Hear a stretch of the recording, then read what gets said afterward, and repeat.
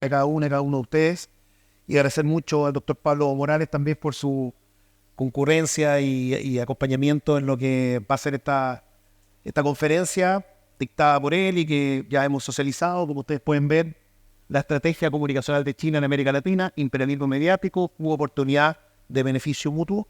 El doctor Pablo Morales es investigador postdoctoral de UK Research and Innovation en el Departamento de Medios y Comunicaciones de la London School of Economics. Dirige un proyecto de investigación multidisciplinario de 3 años que examina la estrategia de comunicación internacional de China en América Latina, particularmente en relación con las implicancias para el periodismo y la esfera pública en la región. De hecho, súper pertinente, dado también lo que hemos estado comenzando a revisar ya en nuestras clases a nivel de diplomacia pública, soft power, entre otros elementos que comenzamos ya esta semana y que se vienen a sumar también a los otros elementos de globalización que hemos estado revisando. Los intereses de investigación del doctor Morales se centran en el impacto de la globalización en los flujos mediáticos internacionales y las culturas periodísticas en el sur global. Está particularmente interesado en cómo las colaboraciones entre las organizaciones mediáticas del sur global buscan desafiar las narrativas hegemónicas difundidas por los medios tradicionales. Tiene un doctorado en estudios de medios del Instituto de Investigación de Medios y Comunicación de la Universidad de Westminster, donde realizó una investigación sobre la recepción de los canales de noticias internacionales en América Latina, hispana, en relación con los esfuerzos del poder blando de China, Rusia e Irán. Tras obtener un máster en la Universidad de Zhejiang, no sé si está bien dicho, en China, trabajó como periodista y traductor para China Radio Internacional y People's Daily Online en Pekín.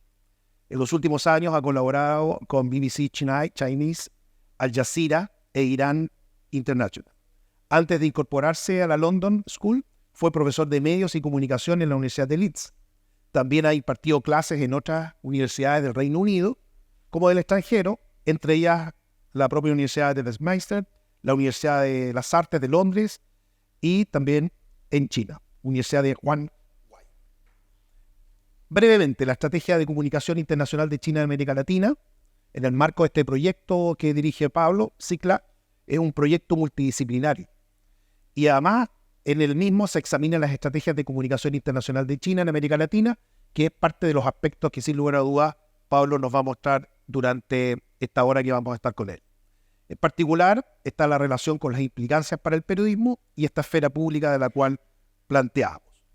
En la intersección entre los medios y las comunicaciones y las relaciones internacionales, que son los aspectos que nosotros estamos viendo derechamente a nivel disciplinar y a nivel de contenidos en la asignatura, este proyecto de Pablo también está recibiendo la orientación del profesor Bing-Chun Meng. La estrategia de comunicación internacional de China en todo el mundo ha ido cambiando, desde ser un mero actor externo a convertirse en un socio cada vez más cercano. Pablo, muchas gracias por tu presencia y te damos toda la palabra ahí para que puedas comenzar con tu clase, con tu conferencia y después, si lo desean y tenemos un tiempo para preguntas que también pueden ser muy interesantes. Perfecto. Bueno, en primer lugar, muchísimas gracias, Claudio, por la presentación tan detallada y tan extensa. Gracias también para alguien que no está aquí en la sala, pero la profesora Claudia Mellado, que es quien originalmente conocí hace varios años ya y que me extendió la invitación para poder visitar la universidad aquí. Y gracias también a Julio, que me vino a recibir esta mañana.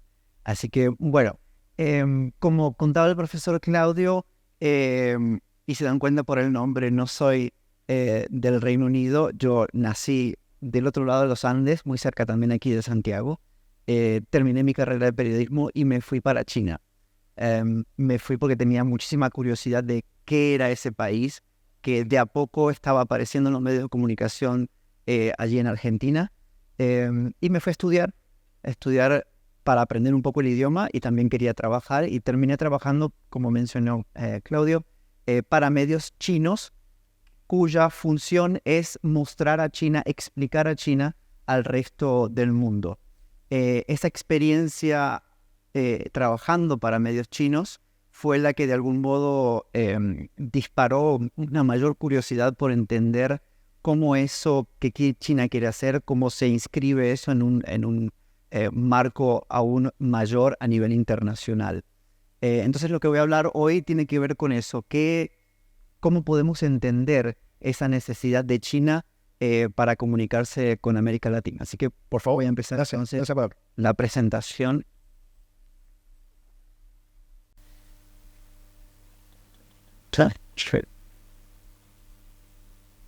Bien.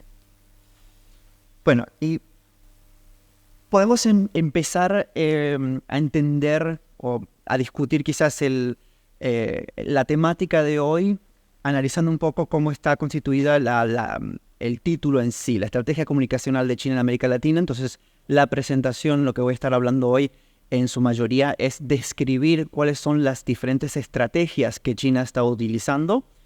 Y la pregunta que vamos a tener en mente durante todo este tiempo va a ser si se trata de imperialismo mediático o una oportunidad de beneficio compartido. Quizás hayan escuchado estas palabras, quizás no, pero la reflexión inicial comienza por qué China se tiene que comunicar con el mundo. Y la pregunta principal sería, ¿qué imagen tenemos de otros países, en este caso de China? Y cómo esa imagen está conformada a partir de una mediación, ¿sí? Me imagino que pocos en la sala quizás hayan tenido la oportunidad de ir a China y lo que saben de ese país ha sido todo a través del filtro de otros medios, ya sean medios de comunicación, quizás relatos de viajeros, novelas, películas, ¿sí? Relatos que nos cuentan otras personas acerca de sus viajes y de cómo ellos experimentaron ese país. Entonces, ahí es importante destacar el papel del periodismo, sobre todo, ya que es bastante relevante para todos los que están aquí sentados, y los medios de comunicación en general. Y en esta mediación de países extranjeros, el rol principal de corresponsales y los flujos de información. Si pensamos esa imagen mediada de China que tienen ustedes, posiblemente la podemos rastrear, ¿sí? ¿Quiénes están informando desde China o cómo llegan las informaciones y las noticias de China a los canales de televisión, a las radios o los periódicos aquí en Chile? ¿Cuáles son las fuentes que utilizan? Y seguramente vamos a ver que la mayoría de esas fuentes son internacionales y provienen de Estados Unidos o de otros países occidentales desarrollados, ¿sí? Que son los que tienen los medios para enviar corresponsales. De América Latina hay casi 0 corresponsales en China. Entonces, esa imagen está o mediada por agencias de noticias, por ejemplo, internacionales, o por los chinos mismos, contándonos lo que ellos nos quieren contar, y eso es lo que vamos a ver durante esta charla hoy. Y en su conversación que China quiere entablar con el resto del mundo, trata de cambiar un poco el paradigma, de mostrar una China que es ayuda al desarrollo internacional y de otros países, que quiere ser amiga, y en el modo de relacionarse con otros países no solo busca el beneficio propio de enriquecerse a sí misma, sino que más bien busca un beneficio compartido, o al menos esa es la imagen que desea proyectar.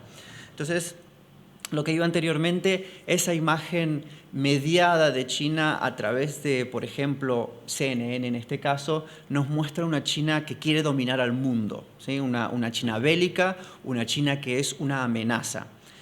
Mientras que si uno ve lo que sería la televisión china, CCTV en este caso, que ha cambiado de nombre, se llama CGTN ahora, pero vemos una China que combate contra el cambio climático, una China más positiva. Los chinos han estudiado, los académicos chinos han estado prestando atención a cómo se presenta China en los medios internacionales y han desarrollado una serie de distintas teorías que explican cómo el país tiene una imagen sobre todo negativa a nivel internacional, y estos son algunos ejemplos de las teorías que ellos han elaborado, como la demonización de China, ¿sí? Mostrarla siempre como un demonio que está surgiendo y amenaza a todo el mundo. Y también otra teoría bastante interesante, importante y que resuena mucho en los medios de comunicación es que en algún momento va a suceder algo que va a llevar al colapso de China, y ese colapso va a ser interno por algún problema sistémico. Lo vimos durante la pandemia, ¿sí? Se discutía, por ejemplo, al principio de la pandemia sobre todo, que había afectado solo a China y de manera bastante sorpresiva, a gran escala, esa idea de que los gobiernos que no son democráticos tienen menos resiliencia, menos flexibilidad a la hora de adaptarse a problemas, y que la pandemia iba a traer el colapso de China. Sí, eso se habló sobre todo durante el comienzo de la pandemia. Ya después eso fue cambiando y vimos que en realidad China fue uno de los pocos países que de algún modo pudo sostener o salir bastante bien de la pandemia, excepto en los últimos meses, que también hubo bastantes disturbios. Entonces los medios chinos tienen la tarea de mostrar una China que es una China distinta, y obviamente una China que va a ser más positiva. Estos son dos ejemplos nada más, hay muchos más, sobre frases que son típicamente utilizadas por el gobierno chino para describir el surgimiento de China a nivel internacional. Por ejemplo, que es un país de una ascensión pacífica y que quiere proyectar una imagen de potencia responsable. O sea que en su conducta a nivel internacional es un país responsable que no crea conflictos, como ha sido el ejemplo, por lo menos ellos dicen, el ejemplo de otras potencias, en su momento Alemania, o si pensamos Estados Unidos, la Guerra Fría, Rusia, etc. Entonces empezamos con la primera estrategia.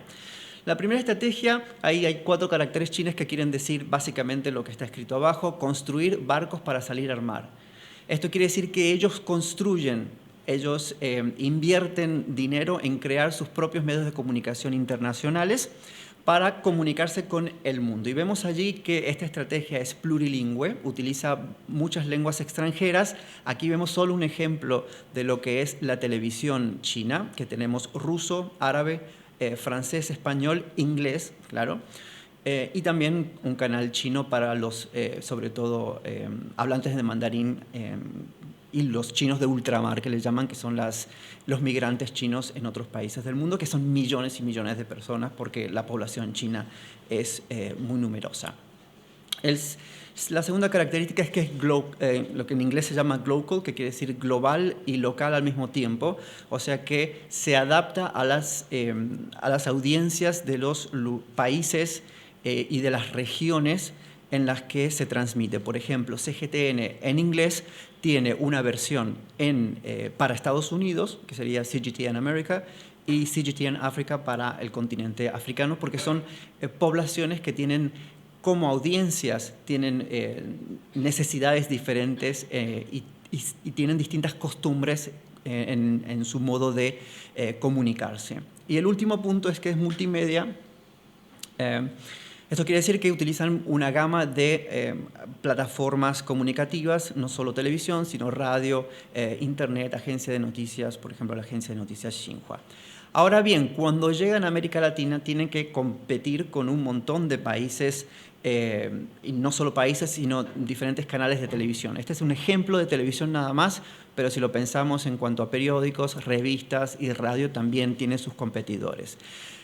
CGTN, cuando quiere transmitir para América Latina, tiene todos estos competidores, y estos son solo canales internacionales de noticias, ¿sí? De la región, y también, por ejemplo, de Europa y de otros países más lejanos, como el caso de Rusia con RT o de Irán con Hispan TV. Y estos son solo canales internacionales de noticias. Imaginemos también la competencia que son también los canales locales, ¿sí? Y ahí el problema realmente los códigos televisivos. Hice un estudio en el que comparaba sobre todo el canal chino con el canal ruso y el canal de Irán, para ver si realmente existía un mercado en América Latina para este tipo de canales, porque no sé cuántos aquí en el salón han escuchado el nombre de esos 3 canales. Quizás el canal ruso, en el caso yo fui a México y estuve en Argentina hablando con estudiantes de Relaciones Internacionales, esto hace muchos años ya, hace bastantes años, casi 10 años, para saber si gente que ya estudia cuestiones internacionales, que están muy interesados en lo que pasa en el mundo, sí conocían estos canales, y la gran mayoría no los conocía. El canal ruso sí, el canal iraní un poco menos, el canal chino nadie lo conocía, siendo que de esos 3 canales, el más antiguo, el que más tradición tiene, es el canal chino.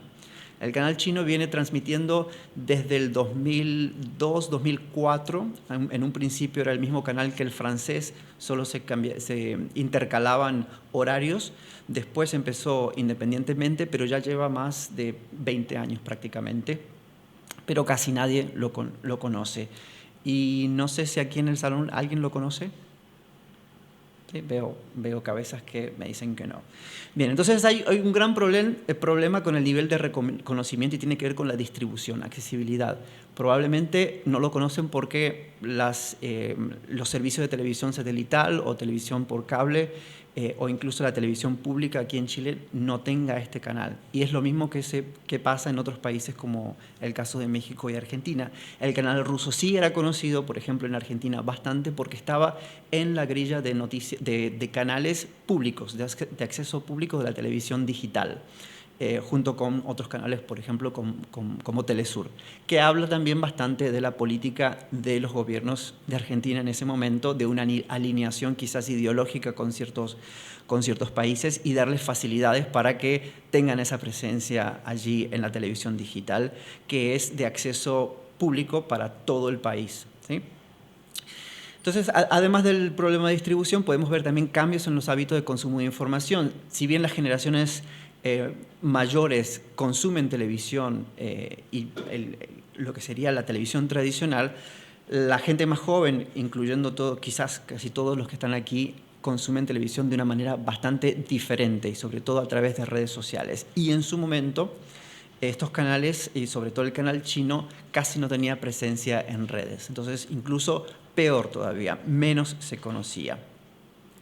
Había otro problema aquí también con la credibilidad. El estilo periodístico del canal chino era muy diferente porque pertenece a una cultura periodística bien diferente, que tiene que ver con su tradición y cómo se ve en China el rol de los medios de comunicación dentro del país. En China, los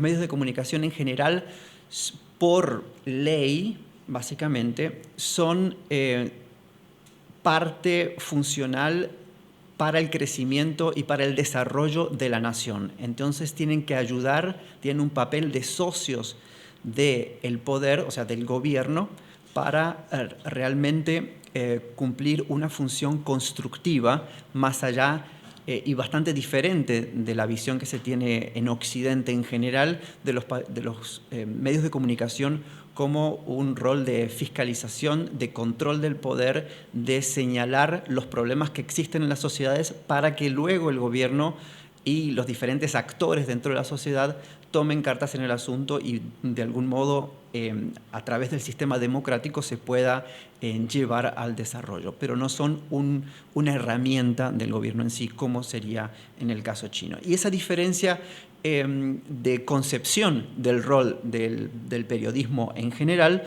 se traduce también en cómo se presentan las noticias. En China las noticias siempre se encabezan, por ejemplo, el noticiario en la televisión, siempre la primera noticia tiene que ver con el líder, ¿sí? El Xi Jinping en este caso, qué hizo ese día, visitó a quien, recibió a algún presidente de otra nación. ¿Sí? Siempre la primera noticia tiene que ver con el líder, y si no lo es, entonces indica que hay alguna cuestión allí de que está pasando algo a nivel político que no se da a conocer mucho.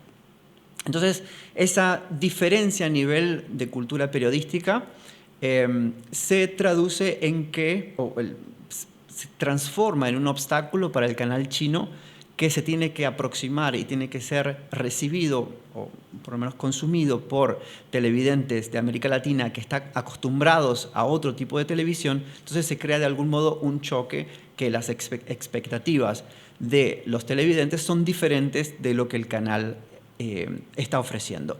Entonces, en ese momento, ¿qué hace un televidente? Directamente cambia de canal de televisión, ¿sí? Y en ese estilo periodístico también se veía su relación con el gobierno, sobre todo porque hablaba sobre la mayor parte de las noticias tenían que ver con China. La mayor parte de la mayoría de las personas, las instituciones que se mencionan, las noticias, todo tienen que ver con China, que si lo comparamos con el canal ruso, vemos poco de Rusia en el canal ruso, pero mucho de China en el canal chino, ¿sí? El canal ruso de algún modo habla de todas las problemáticas que existen en el mundo, pero Rusia es solo una parte y una parte bastante pequeña de toda la temática que se aborda en ese canal.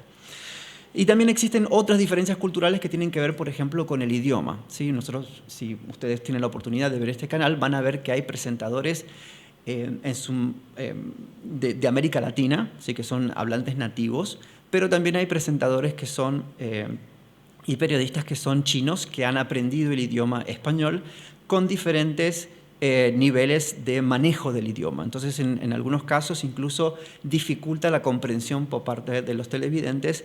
En ese caso, se transforma en un obstáculo y el televidente directamente cambia de canal, ¿sí? Entonces, todo esto llevaba a que este canal sea poco conocido en América Latina y lleva a que China en sí tiene que pensar en otra estrategia para acercarse. Y ahí vamos a la segunda fase, segunda estrategia, que sería pedir prestados barcos. El primero es construir los barcos, esta es pedir prestados. Esto quiere decir que se acercan a medios de comunicación de otros países, y en nuestro caso de América Latina, y establecen una relación de asociación, colaboración, coproducción. ¿Qué quiere decir esto? Que los medios locales se transforman en la plataforma por la cual la voz china se distribuye. Por eso pongo esa imagen ahí del micrófono que puede tener una bandera brasileña porque es un medio local de Brasil, pero la voz, los mensajes que se están distribuyendo, que se están divulgando son a través, es una voz china, un mensaje chino.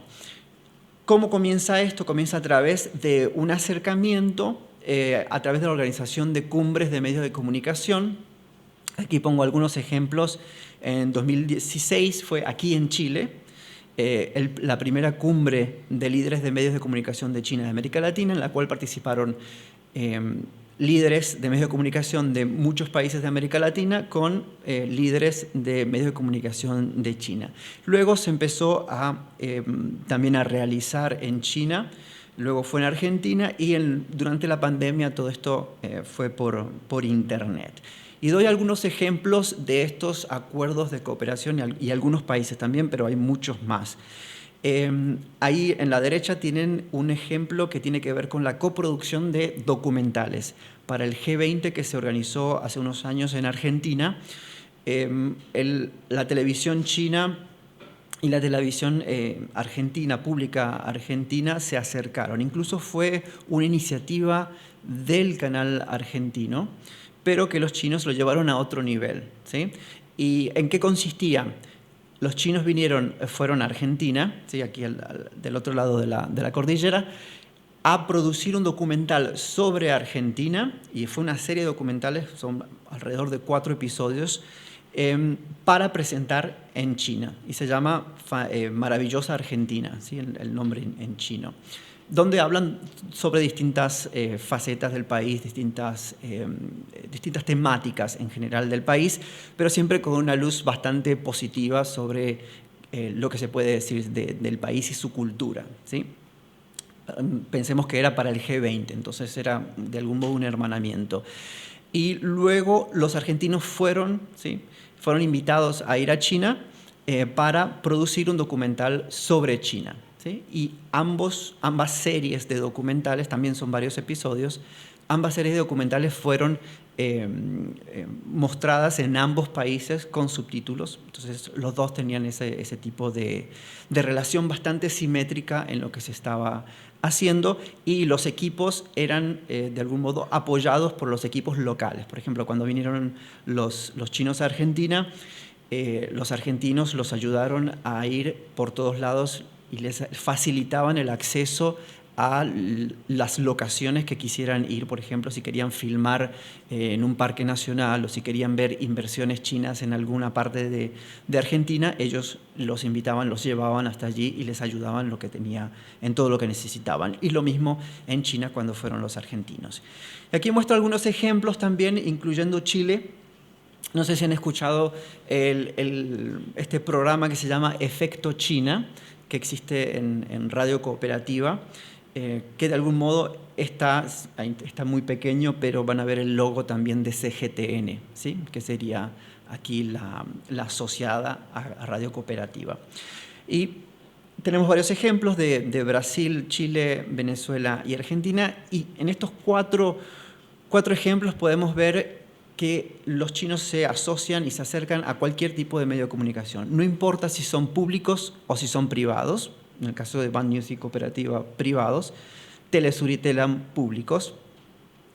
Ellos se acercan y también tratan de cooperar. Y no importa si es televisión, si es radio, si es periódico, cualquier tipo de medio de comunicación que tenga la voluntad de algún modo trabajar juntos, ellos se acercan y tratan de desarrollar algún tipo de proyecto. Voy a hablar sobre un caso que tiene que ver con China. Sí, el caso de Radio Cooperativa no lo he tratado mucho, lo estamos tratando con una colega aquí en Chile, pero solo hemos visto un poco del contenido y no tanto a nivel macro. Aquí voy a presentar este estudio que hice con un colega en la Universidad de Brasilia sobre Bandeirantes, el canal de noticias del grupo Bandeirantes, que es uno de los mayores conglomerados de comunicación en el caso del Brasil. Seguramente conozcan que existe Globo, está SBT y luego están prácticamente Bandeirantes. Hay otros canales también que los vamos a ver después, pero Bandeirantes es uno de los canales más importantes que existe en el Brasil, o sea que hay millones de telespectadores. Entonces, CCTV, que si bien tiene un canal español, no tiene canal en portugués, entonces es una estrategia de acercarse a un medio local para ganar ese acceso a los públicos en todo el país. Entonces se acercan y coproducen un segmento de noticias que se llama Mundo China. Y Mundo China se ve visualmente, como lo tienen allí en pantalla. Hay presentadores del canal de televisión allí de Band News, que son brasileños.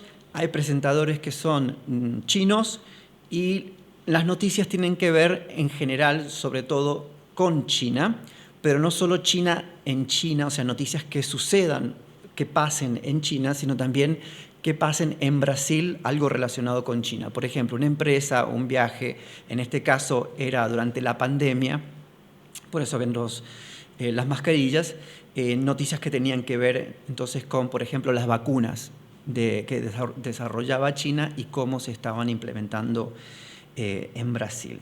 Entonces, en este estudio lo que hicimos es tratar de entender cómo se presentaba China a nivel de imagen. Y lo que hicimos es no solo ver este canal, sino compararlo con otros canales de televisión que fueran importantes y de todo tipo. Entonces lo comparamos con SBT y Record, que son privados, empresas privadas, pero de acceso público. TV Brasil, que es la televisión pública de Brasil, o sea, con fondos del gobierno. Y después dos canales más que son marcas internacionales, una de ellas localizadas, o sea, que es un canal brasileño, pero con la marca CNN. Y luego BBC News Brasil, que es una plataforma de noticias bastante también famosa allí en Brasil. El único que falta es Globo, pero allí fue por una cuestión metodológica de acceso al material audiovisual para poder hacer la comparación. Pero de algún modo Los resultados fueron muy interesantes. En nivel de diversificación, aquí muestro solo tres partes. Una tiene que ver con la diversificación de la imagen. ¿Qué quiere decir esto?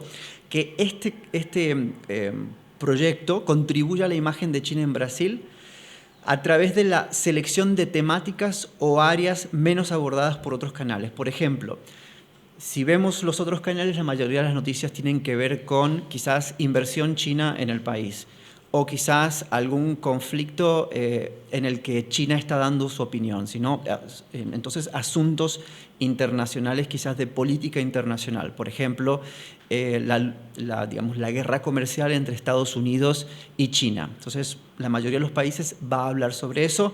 Mundo China quizás hable, pero va a presentar una China abordada a través de otras temáticas. Quizás vamos a tener más noticias de cultura, más segmentos de cultura, quizás más de ciencia y tecnología, ¿sí? Entonces, áreas que no son abordadas en otros canales. Entonces, de algún modo, en la presentación de China a través de todos los canales, tenemos una China un poco más diversa a nivel de temáticas. Un reencuadre, ¿qué quiere decir? Que el encuadre, cómo se presenta la China, y ahí volvemos un poco a la imagen esa de la China amenaza o de la China que lucha por combatir el cambio climático. Aquí la China que se muestra en el mundo China también ayuda a diversificar ese encuadre. Si tenemos más maneras diferentes de mostrar a China, que no es solo una amenaza, sino que también construye y que también invierte, que también ayuda a través de vacunas en el momento, por ejemplo, de la pandemia. Entonces, un par de ejemplos es mostrar a China como una fuerza para el bien o que es un país exitoso, mostrar que su sistema funciona para ayudar a ese país a desarrollarse, ¿sí? A llevar, por ejemplo, su tecnología a niveles a la par de países bastante avanzados a nivel tecnológico como Japón y otros países. Y el tono en general, si vemos la mayoría de otros canales, sobre todo CNN Brasil y BBC y nosotros también bastante SBT, vemos una China que al hablar de China con cuestiones relacionadas a política internacional, quizás se la muestra como amenaza, entonces el tono de esas noticias generalmente van a dar la impresión de que China es un país que no es positivo, sino más bien una imagen negativa.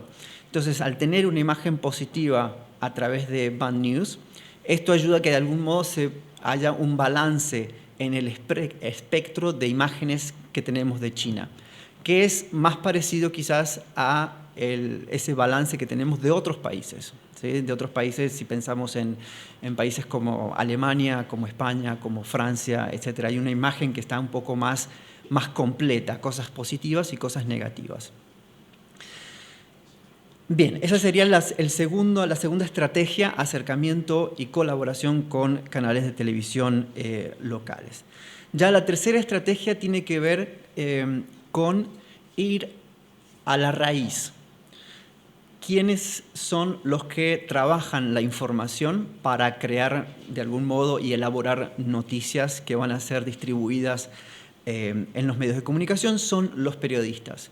Entonces, si los periodistas ellos mismos tienen una imagen negativa de China, que es una imagen mediada a través de agencias de noticias, es muy probable que continúen con esa visión, a menos que vayan a China y conozcan la China con sus propios ojos. Entonces, la idea de China es directamente invitar a periodistas de todo el mundo a que vayan y conozcan el país y a que participen en diferentes cursos para aprender sobre cultura china, aprender un poco el idioma, también para visitar distintas instituciones en el país. Y cuando estuvo, creo que fue aquí en Chile incluso, que Xi Jinping anunció el establecimiento de centro de intercambio de información. Si no fue en Chile, fue en Perú, porque justo estuvo antes en Perú en su camino a Chile en 2016. Y ahí anunció que querían capacitar a 500 periodistas de la región. ¿Sí? 500 es una cantidad bastante importante y lo querían hacer en 5 años. ¿Sí? Vino la pandemia también, o sea que ha quedado bastante, o sea, se redujo un poco el número, pero todos los años después se reanudó después de la pandemia y todos los años han ido contingentes bastante importantes de toda la región. Y eso es parte de mi investigación en curso. Actualmente, porque estoy en Sudamérica, es para hacer entrevistas con periodistas que han participado de estas experiencias, y hablando con ellos uno ve que realmente es una experiencia intercultural que es muy importante. Y allí el gran interés es ver cómo esos periodistas, que si bien uno llega a China, conoce el país, ya es un choque de algún modo el verlo con los ojos propios de uno, tener la experiencia de estar en ese ambiente, uno empieza a ver detalles que son imposibles de ver a través de las pantallas de televisión o de un relato escrito por alguien.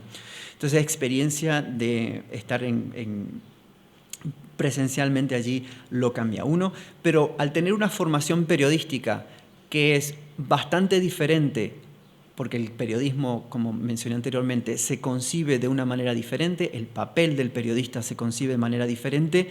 ¿Qué pasa en la mente de esas personas cuando van a China? Ven un sistema diferente.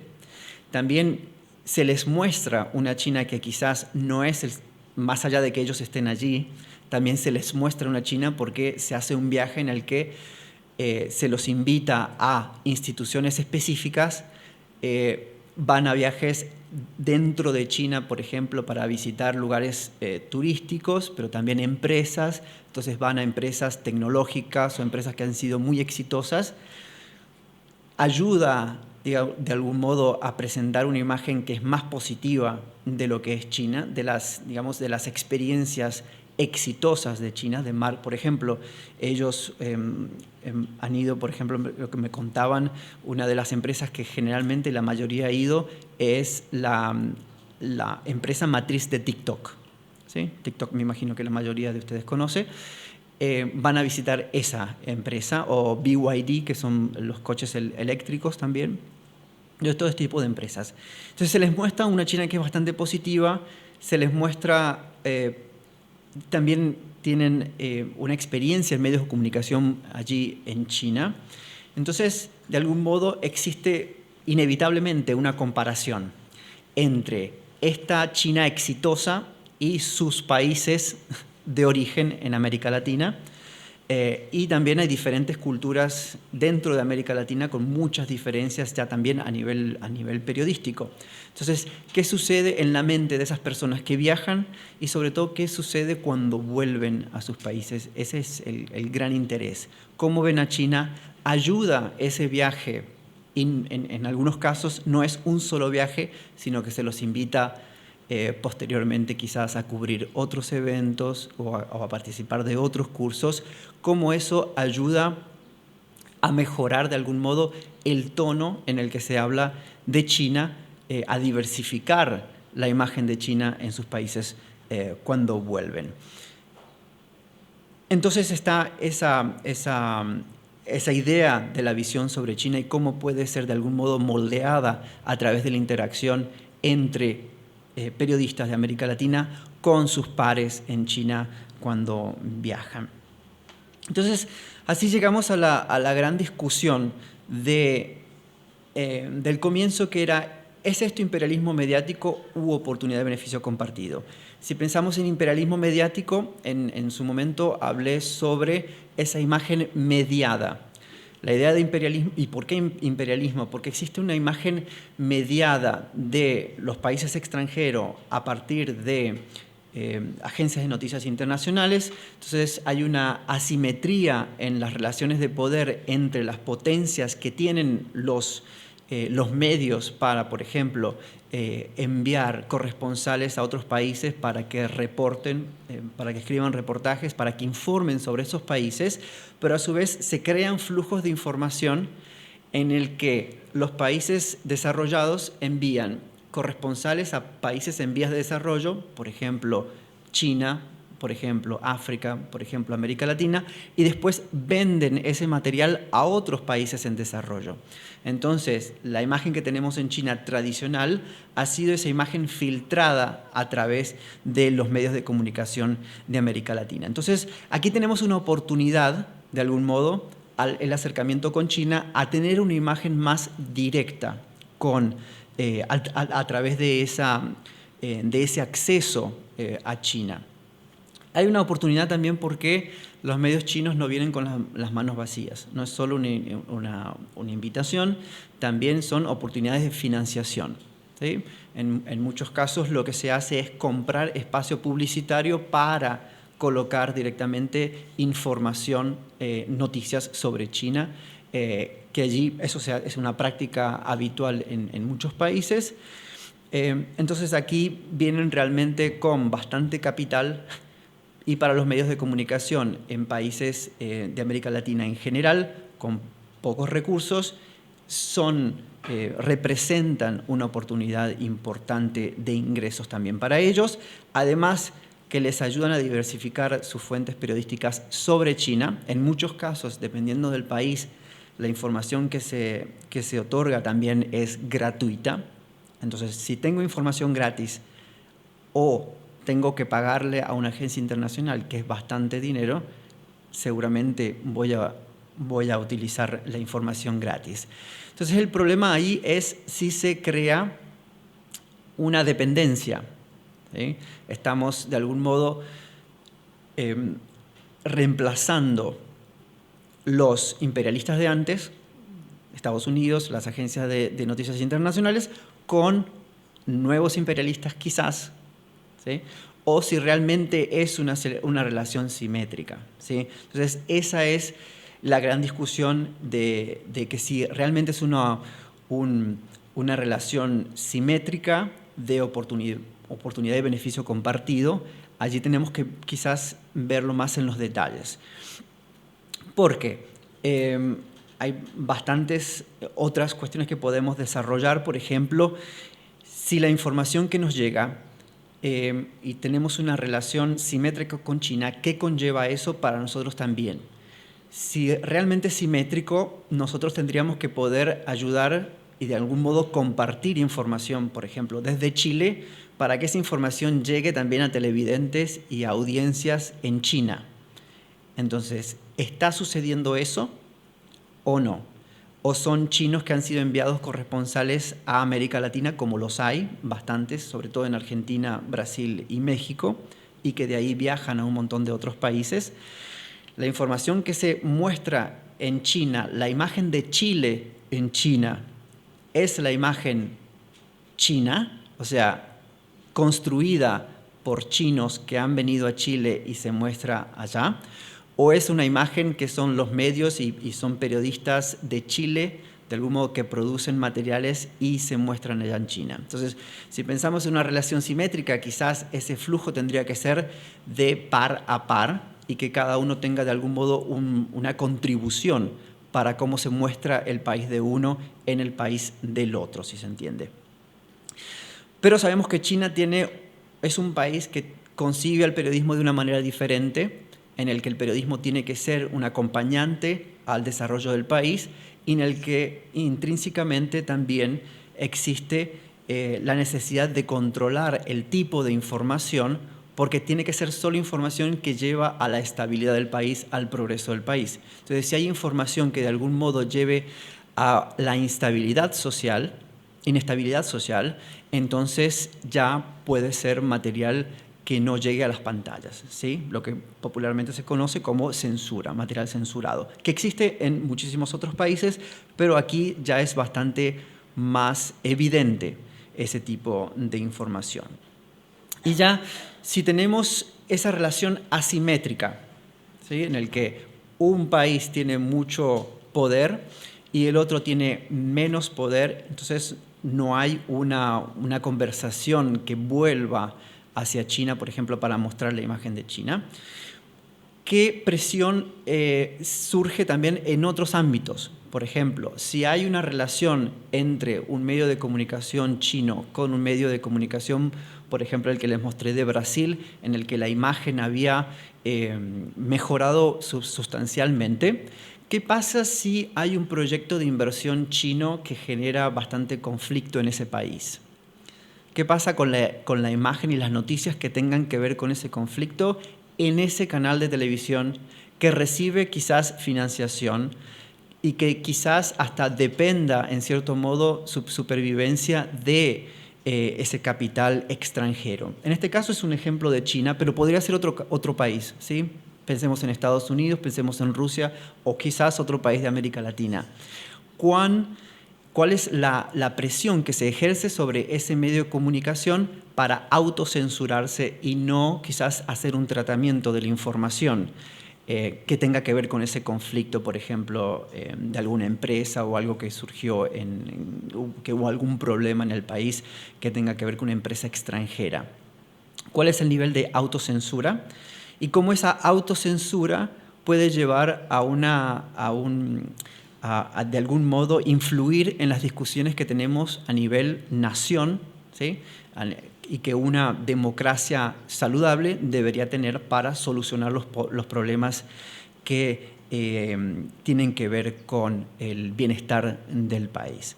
Entonces, aquí podemos ver que tenemos tanto oportunidades como retos que realmente los medios de comunicación de América Latina tendrían que prestar atención a que, si bien tenemos una gran oportunidad en el sentido de que acercarnos a China es inevitable, ¿sí? Porque es la segunda potencia, y lo he puesto allí entre paréntesis porque dentro de poco, y depende cómo uno lo vea, es la gran potencia a nivel mundial y sobre todo el socio comercial de gran parte de América Latina.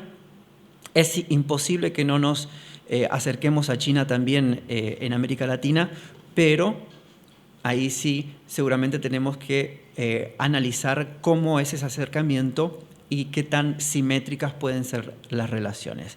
Bien, eso es todo lo que tenía para contarles hoy, así que muchísimas gracias y así escucho preguntas. Muchas gracias.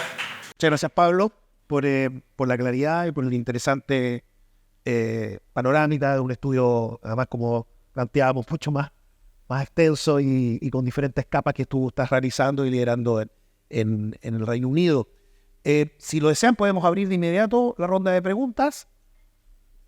Hay un microfonito ahí que tiene Cata. No sé si alguien quiere plantear alguna duda, consulta. Sí, por favor. Gracias, Cata. Hola, buenas.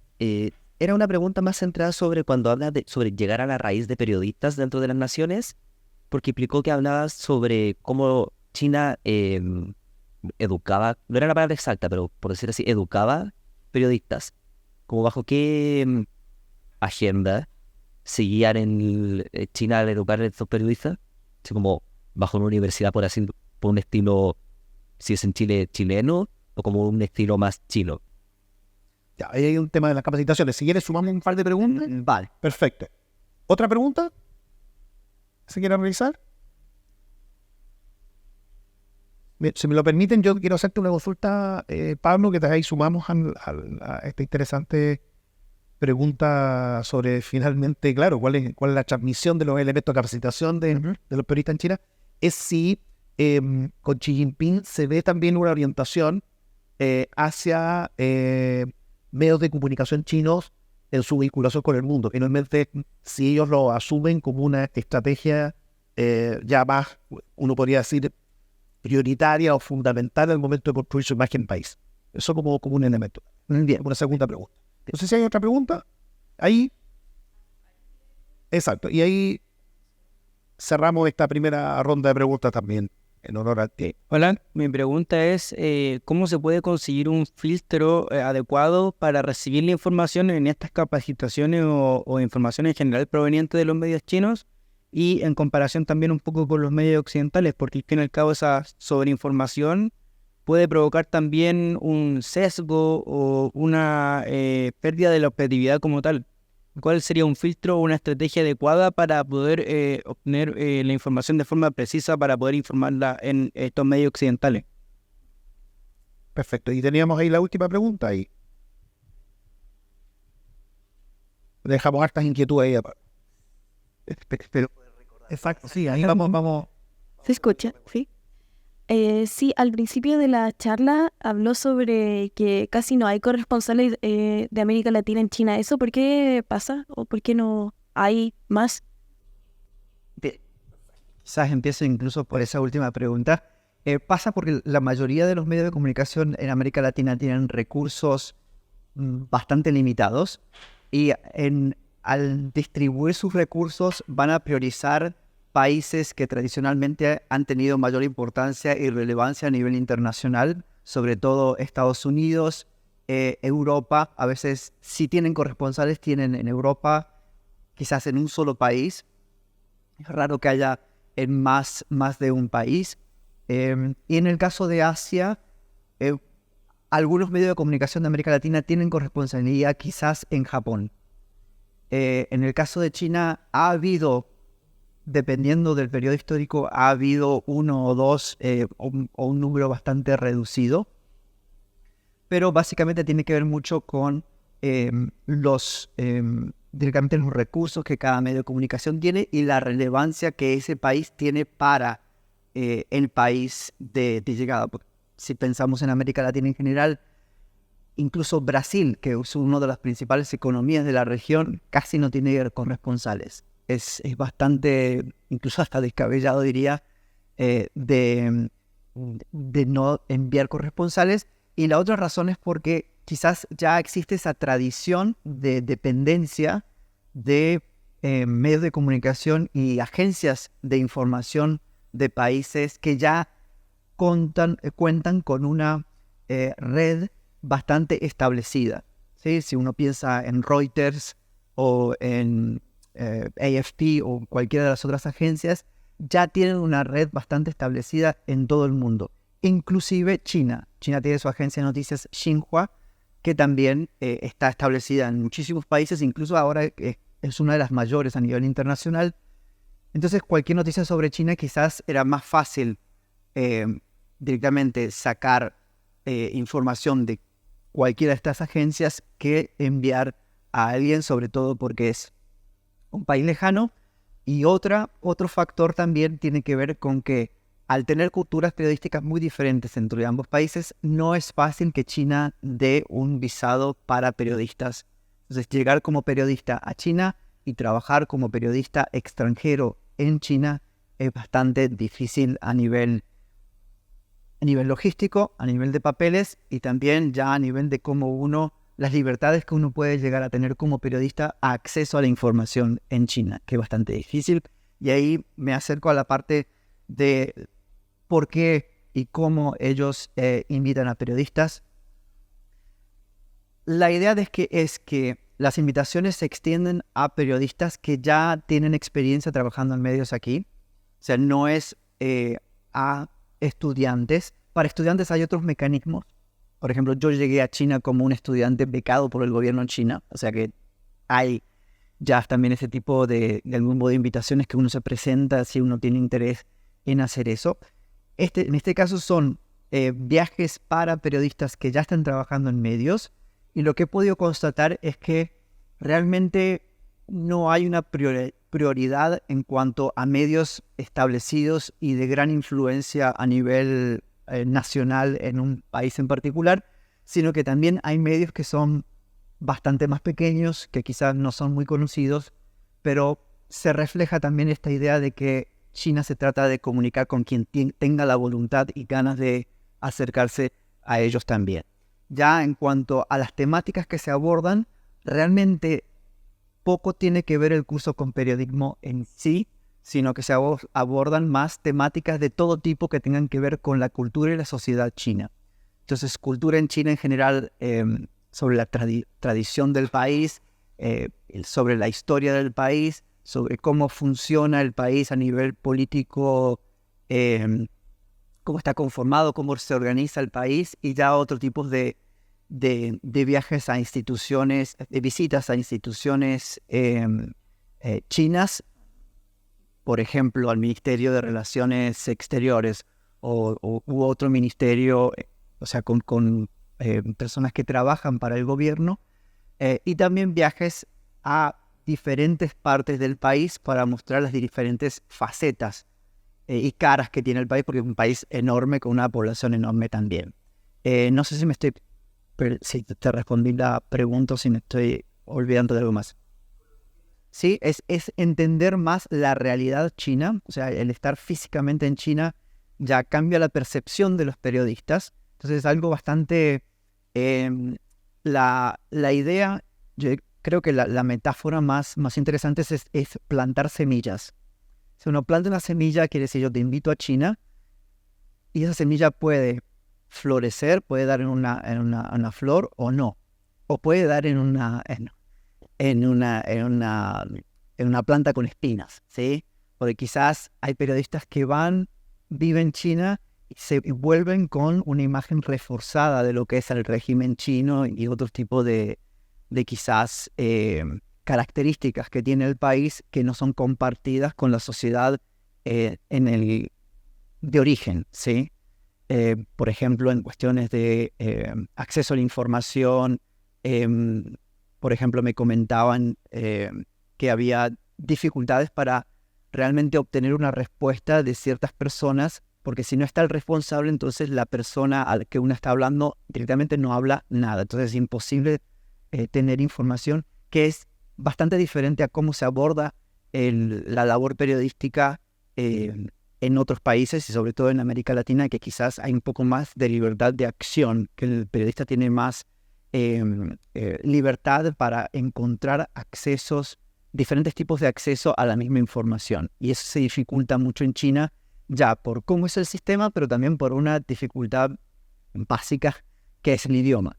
¿Sí? Entonces el acceso a la información en China también va a estar filtrada por lo que sería un traductor, que nunca sabemos si traducen siempre todo lo que se está hablando o no. Ahora con la tecnología eso está cambiando, está mejorando, porque hay, digamos, con cualquier teléfono uno puede comunicarse bastante rápidamente y bastante claramente con otras personas, pero también se dificulta.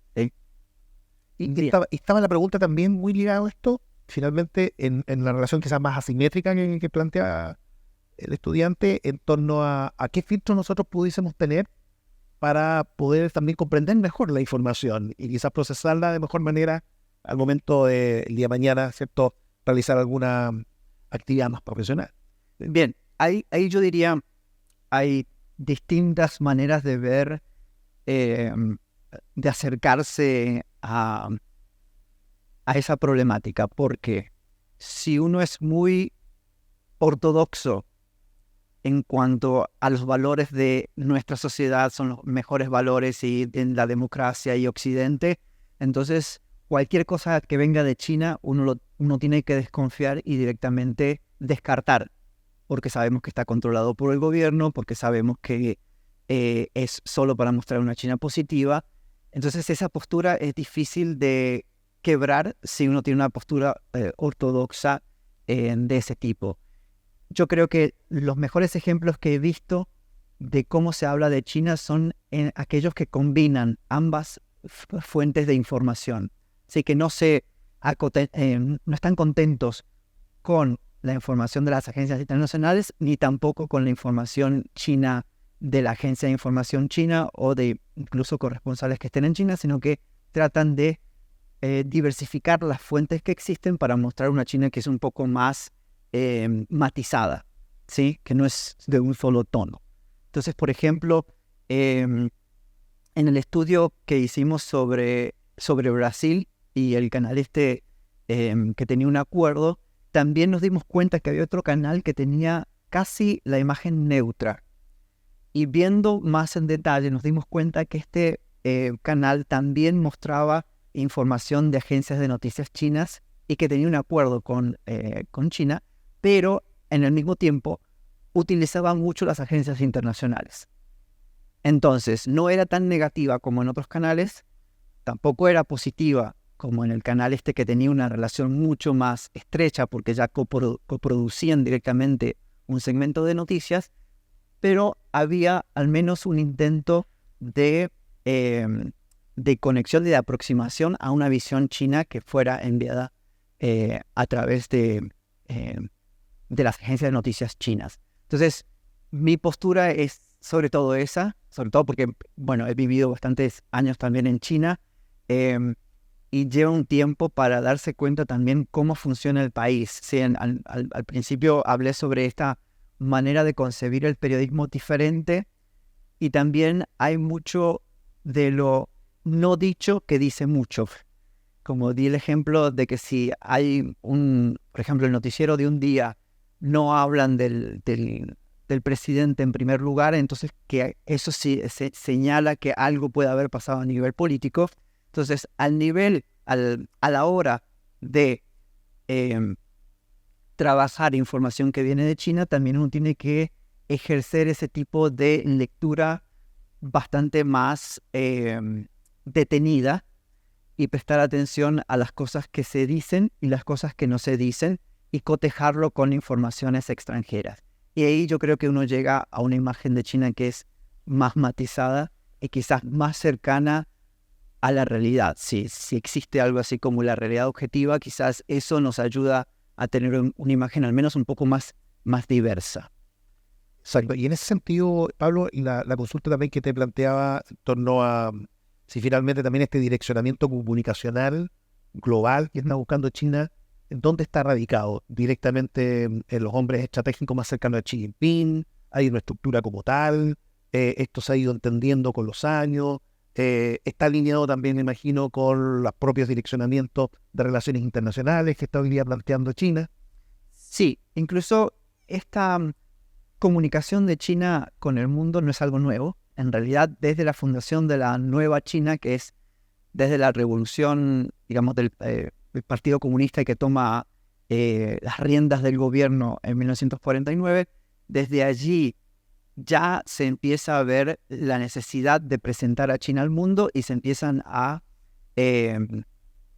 fundar, por ejemplo, la agencia de noticias, Radio Internacional de China, que en su momento se llamaba Radio Pekín, también una revista que se llamaba China Reconstruye, que ahora se llama China Hoy, e incluso tiene una versión en español que se imprime en México y en Perú. O sea, eso ya viene desde hace décadas, ¿sí?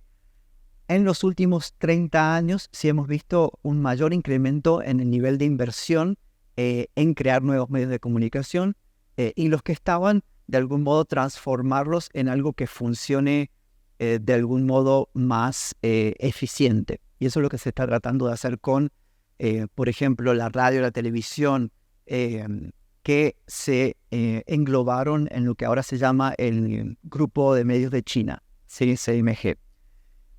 Y este proceso de hacer los medios más eficientes tuvo un impulso bastante fuerte cuando Xi Jinping llegó al poder en 2012.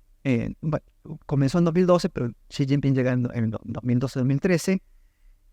Y ahí ha tenido un impulso bastante mayor, sobre todo porque China tradicionalmente ha visto que se habla de China sin conocer a China, y China no tiene una voz a nivel internacional que tenga peso. Entonces ellos dicen que tienen poco poder de discurso. Si el concepto que ellos manejan en chino es poder de discurso, que a la hora de dar su voz, nadie los toma en serio, de algún modo.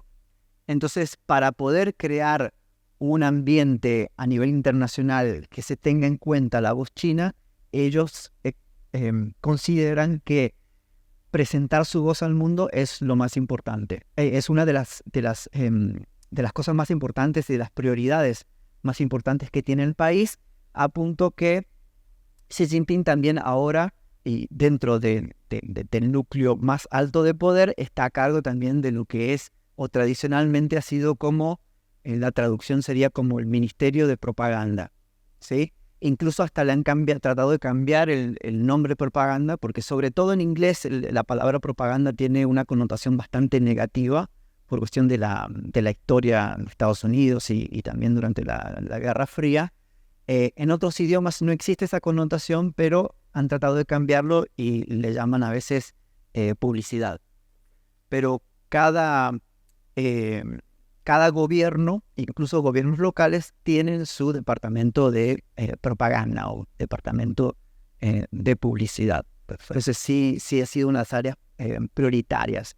pero han visto que haciéndolo solos, o sea, sus propios medios no han tenido tanto éxito y es por eso que se han tratado de meter más cercanamente a los medios locales, porque realmente esa es la manera de entender las audiencias locales, porque los periodistas locales, los medios locales ya conocen cuáles son las necesidades de ese país y la manera de comunicar esas necesidades también, que es conocimiento que China no tiene y que se agrava aún por esa cuestión de culturas periodísticas muy diferentes. Exacto. Bueno, Pablo, también te queremos agradecer mucho la presencia y también la gentileza de poder trasladarte hasta Valparaíso, también está dentro de una agenda de actividades en Santiago.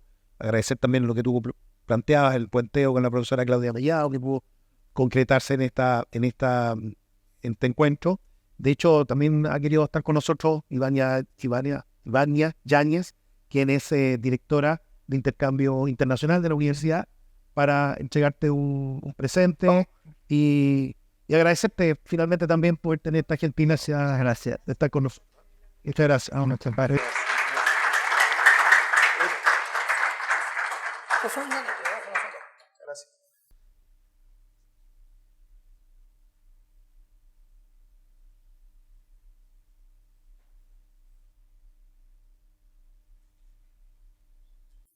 Gracias, Ivania. Muchas gracias. Bueno, chicos, agradecerles mucho su presencia. De hecho, ahí, si ustedes pueden ver en el costado, están unos QR para poder marcar la asistencia. ¿Nos queda una pregunta?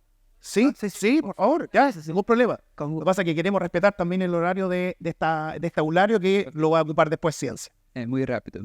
En Brasil yo percebo que la percepción de China ha cambiado mucho entre los jóvenes y me parece que eso pasó principalmente gracias a las investigaciones académicas de Elias Jabbour, que escribió China, o Socialismo del Século XXI, y a la militancia de partidos de izquierda que se ven impactados por medios de comunicación vinculados a China y hacen una propaganda orgánica. Entonces mi pregunta es, ¿qué audiencia es más eficaz ligar para influir en la opinión pública? ¿Un público general, como los ejemplos que fueron mostrados con Band, Globo, SBT, o un público académico y de personas influentes en la opinión pública?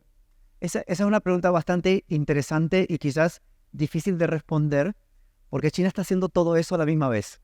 Se está comunicando con las poblaciones en general a través de los medios de comunicación tradicionales, entonces el ejemplo de Bandeirantes, y también lo hace con medios más pequeños. Incluso hay en este momento, no recuerdo bien los nombres, pero creo que está Portal Vermelho, que también tiene una asociación o tiene una relación con ellos, y sectores de la prensa más de izquierda que también tienen, relación con China. Y también hay muchos acuerdos de intercambio académico. Entonces hay muchos académicos de América Latina en general, y en los últimos años es verdad que Brasil ha aumentado bastante más, de ir a China también, ya sea a estudiar o tener algún tipo de relacionamiento con China. E incluso hay muchas universidades ahora en Brasil que tienen algún tipo de centro de estudios sobre China, y muchos de ellos tienen ya vinculación con ciertas universidades en China, ¿sí? Y entonces quizás si comparamos con otros países de América Latina, hay bastante más relación y conexión entre Brasil y China, también porque se inscriben a través del BRICS. Entonces es otra manera también de acercarse al Brasil, al punto que, por ejemplo, yo ahora me voy de aquí de Santiago, me voy en directo hasta San Pablo, a Campinas, porque hay en este momento va a haber un congreso de gente que hace investigación sobre China. Y es una universidad que también tiene una relación con el Instituto Confucio, que el Instituto Confucio es como, no sé si se conoce aquí lo que es el Instituto Confucio, que también existe en Chile, pero es como la Alianza Francesa, el Instituto Goethe, que son centros culturales de países extranjeros para, de algún modo, divulgar un poco sobre su cultura. En el caso de esa universidad también tiene un Instituto Confucio, entonces hay una relación bastante más estrecha con China. Hay también una gran discusión, sobre todo en Europa y en ciertos Estados Unidos, Reino Unido, Suecia, en el que se tiene un poco de desconfianza de la labor de los institutos Confucios porque están insertos en universidades, siendo que la Alianza Francesa u otro tipo de institutos no lo están, sino que están por fuera de las universidades. Si se inserta en la universidad y sabemos que vienen fondos de China, públicos de China, a las universidades, ¿cómo eso influye también a la libertad de expresión sobre temáticas? Si uno quiere tener, por ejemplo, una charla sobre China, ya sea de cualquier temática, pero si es una temática que quizás a China le parece que es demasiado crítica, ¿cómo va eso a influir a la libertad de expresión en un campus universitario en un país? Es un debate que se está llevando a cabo, sobre todo en Estados Unidos, en el Reino Unido, sobre todo en Suecia, que ya se cerraron un montón de institutos Confucios. En el caso de Brasil hay también una gran red de institutos Confucios, entonces hay que prestar atención qué tipo de información llega ahí, porque también representan una gran oportunidad para los latinoamericanos de aprender sobre China de una manera genuina, pero hay que quizás combinar esa fuente de información y de lo que se aprende sobre China a través de una multiplicidad de fuentes y no quedarnos solo con una versión de China, ¿sí? Eso sería lo más importante. Interesante, los alcances de la diplomacia pública cultural y cierto hasta qué límites puede llegar. La última pregunta, si les parece, porque como les comentamos, después tenemos que entregar nuestro aulario, por favor. Y ahí le pedimos también a Pablo si la puede... Un poco mirándolo por el lado que decía de que algunos medios quizás podían llegar a tener una dependencia. ¿De qué manera podríamos evitar esta dependencia de estos medios hacia China, tomando en cuenta que quizás un medio interesado en informar sobre China por, obviamente, diferentes motivos? ¿De qué manera se podría llegar a evitar esta posible dependencia? ¿Cómo evitar la dependencia? Eso es algo bastante difícil y que se debe quizás tener una discusión ya a nivel, quizás a nivel nacional entre medios de comunicación en general, porque olvidémonos de China por un momento. La dependencia existe con otros tipos de agencias internacionales, sobre todo de Estados Unidos y de Europa. Entonces, ¿por qué existe esa dependencia? Quizás es también porque como sociedades latinoamericanas quizás no hemos prestado suficiente atención a crear quizás una red de información que sea más quizás localizada, pero de algún modo que se colabore con lo que se hace en otros países y que pueda ayudar a quebrar con esas redes o esas dinámicas de dependencia de otras potencias y en este caso quizás también de China. Hay algunos ejemplos que sí nos ayudan a imaginar ese tipo de dinámicas. Por ejemplo, existe la Asociación Alianza Informativa Latinoamericana, AIL, que es una alianza entre, sobre todo, canales de televisión de diferentes países de América Latina, la mayoría de ellos privados, pero no todos, que compartan información, porque tampoco, si piensan quizás en Chile, en medios chilenos, ¿cuántos medios chilenos tienen corresponsales en cada país de América Latina?